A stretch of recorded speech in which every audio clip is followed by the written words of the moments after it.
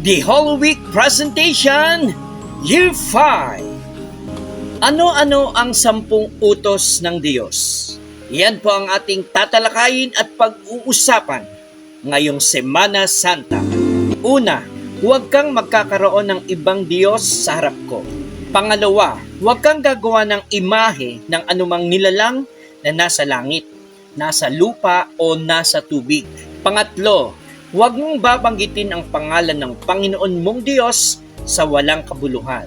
Ika-4, ilaan mo para sa akin ang araw ng pamamahinga. Ika-5, igalang mo ang iyong ama at ang iyong ina. Ika-6, huwag kang papatay. Ika-7, huwag mangangalunya. Ika-8, huwag kang magnanakaw. Ika-9, huwag kang magbibintang sa iyong kapwa.